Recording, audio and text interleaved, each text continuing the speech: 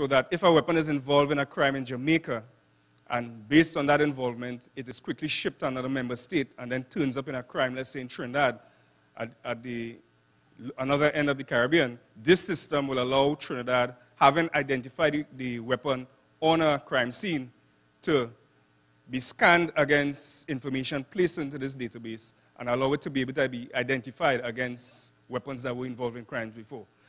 Recently, the region would have signed on to e-tracing system offered by the Americans, and this also is part of the crime prevention strategy with reference to the identification of firearms that allows us to be able to track the source of firearms. And the American system really allows us to be able to enter the data on the outside of the weapon on an online system that allows it to be checked by the ATF to be able to determine its source. So again, it's another means of us identifying the source of weapons coming into the region and the routes coming into the region. We continue to engage international partners in anti-narcotics efforts, and recently in Suriname, there was a direct engagement with the US with reference to threats to the region, and part of that engagement saw us speaking to the effects of planned murder and intervention by the US on their southern border with Mexico, but one that is having a serious and negative spin-off effect by projecting weapons and drugs into the region. And really the engagement sought to identify some of these effects of their plans and to have an open engagement that would allow us to be able to mitigate against some of the impacts of their plan. And this is another one of the measures that we soon to be implemented. And again, the regional response to the criminal deportation from third states, and Professor Desaran clearly highlighted the gap in terms of our current way of how we deal with it. What, from a CARICOM standpoint, is being done? One, we had commissioned a study done by Dr. Anne-Marie Barnes a couple of years ago that identified the fact that deportees and the nexus with their involvement in crime. And based on that study, she drafted what represents a menu of tasks that we should seek to engage the metropolitan states who use deportation as a crime control strategy coming into the region. And really, what she sought to do is highlight exactly how we could go about engaging partners and some of the measures that we can put in place. And coming out of that, deportation work group was established that will again have direct liaison with the third states that use deportation as crime strategies to have an open intervention. And we're not saying that we don't want to deport persons to the region. However, we would like to have some antecedents prior to people coming in, assist if necessary by giving all the antecedents. In some instances, these states are saying, listen, we can't say to you a number of things except the current case that they were charged or deported for. And we are saying to those persons as part of our strategy, listen, we need to know the criminal antecedents. What if this person is a pedophile? What if he's a rapist? And he's been charged for some other offense and we're not aware.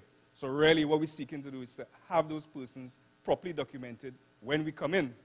And as part of the documentation, we have developed a database, a regional database that allows member states to input that information onto that database so that, again, it allows us to scan advanced passenger information coming in, as well through the cargo system coming in, to allow us to be able to determine whether these individuals continue to be involved in some crimes or the other within the state. In terms of the human resource development strategy, the heads mandated the retooling, retraining, and realignment of national and regional intelligence units, and this is an ongoing process that sees us linking with, again, Interpol and other metropolitan states with reference to the acquisition of training to upgrade the level of skills of the law enforcement and security agencies within the region. The other measure is the development of specially trained, equipped, and dedicated teams of homicide officers.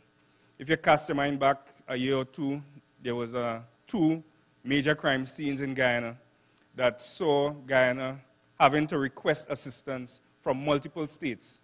And really, what this mechanism is seeking to do is to in place a management system that allows those persons to be coordinated by an entity that reports to the Commissioner of Police in that island so that large crime scenes can be managed.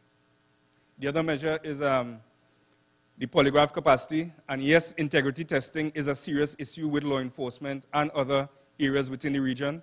And as part of the standardization of criteria for persons going into law enforcement and security agencies, CARICOM is looking to install integrity testing as one of the criteria. And of course, to ensure that you can maintain that, you need to have the polygraph capacity to be able to do that. And we are currently developing a polygraph capacity within the region. In terms of the stakeholder imperatives and initiatives, I spoke about the watch list system, and that is an ongoing system that continues to be upgraded as and when information comes in, and as and when partnerships are developed with third member states.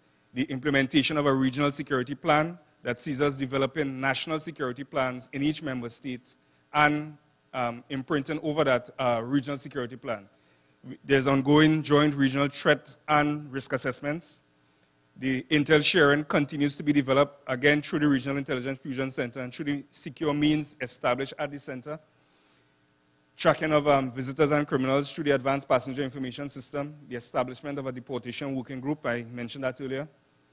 The secure means to transfer intelligence and other information, and this is done through a mechanism set up at the Fusion Center that allows it to be transferred through a virtual privacy network. Some of the pending projects by CARICOM: development of a regional crime and security strategy, the implementation of a counter-proliferation strategy, the review of national joint coordination centers, and these centers are really a mechanism within a state that allows it to pull together all the law enforcement and security agencies so that you have coordinated efforts towards the implementation of crime strategies, the implementation of a regional cybersecurity plan, the implementation of the CARIPASS, which is the travel card project, the implementation of the integrated criminal record system, and this really seeks to digitize crime records and how you record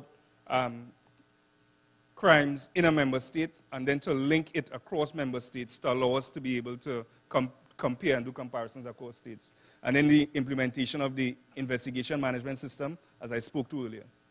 Some of the key partnerships we see in us going forward, beside third states, CARICAD, as highlighted by Mr. Sheridan earlier, CCLEC, which is the Customs Law Enforcement Council, Interpol, and I highlighted the fact that we have an MOU already established with Interpol, UNICRI, and UNODC. And based on a meeting coming out of UNODC, there's supposed to be a re-establishment of the office in the Caribbean. Barbados is supposed to be the host. So these are some of the critical partnerships that we see ourselves getting involved with to push the regional crime and security strategy. Where do you see ourselves going, having highlighted this menu of things? We saw a menu of events to impact on crime. We saw ourselves ending up with a desired end state, having an effective regional security mechanism, a well-defined regional security plan that includes prevention and detection, 360 radar detection mechanism that is monitored 24/7, maritime and aerial resources to respond to threats to the region, a strong criminal justice system, and ideal border control systems that see us continuing to upgrade the advanced passenger information and the advanced cargo information system to probably a hemispheric approach to advanced passenger and advanced cargo information system. Thank you.